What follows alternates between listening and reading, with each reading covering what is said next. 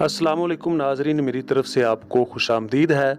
आज मैं आपके लिए एक बहुत ही ज़बरदस्त किस्म का नुस्खा लेकर आया हूँ, जिसके फ़वाइद आपके लिए बहुत ही हैरान कुन होंगे। और ये नुस्खा आपके लिए इस लिहाज से भी बहुत मुफीद है कि आप ये नुस्खा खुद ही बनाकर घर में बासानी इस्तेमाल कर सकते हैं।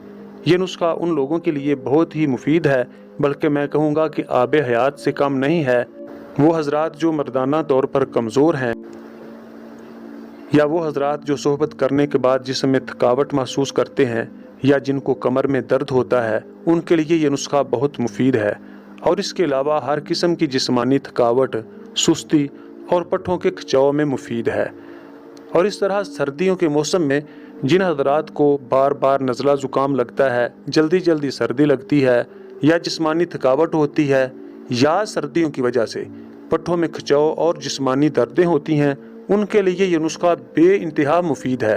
तो नाजरीन, इस मुफीद वीडियो को शुरू करने से पहले मैं छोटी सी गुजारिश करूंगा कि हमारे इस चैनल को सब्सक्राइब करके साथ मौजूद घंटी के निशान को प्रेस कर दें, ताकि हमारी हर नई वीडियो का नोटिफिकेशन आप तक पहुंचता रहे। और वीडियो को आखिर तक ज़रूर देखिएगा, स्किप करके देखेंगे तो आप मुकम्मल फ़ायदा नहीं उठा सकेंगे।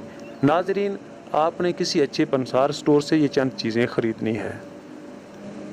ज़ाफ़रान खालिस 1 तोला, मस्तगी रूमी खालिस 1 तोला, काली मिर्च 1 तोला, मगा 1 तोला और मगज़ बादाम 5 तोला। आपने पहले इन सब चीज़ों को बारीक पीसना है।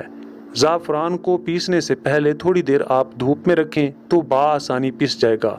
जब ये चीज़ें पिस जाएं तो फिर मगज़ बादाम डालकर अच्छी तरह कूट लेना है, और फिर चने के बराबर गोलियां बना लेनी हैं। अगर गोलियां बनाने में आपको दुश्वारी महसूस हो तो आप हस्बे ज़रूरत मुनक्का शामिल करके अच्छी तरह कूट लें, पीस लें, बारीक कर लें, तो उसकी मदद से आप गोलियां बना लें। आपने काले चने के बराबर गोलियां बनानी हैं, और आपने सुबह शाम खाना खाने के बाद एक एक गोली दूध पत्ती के साथ खानी है।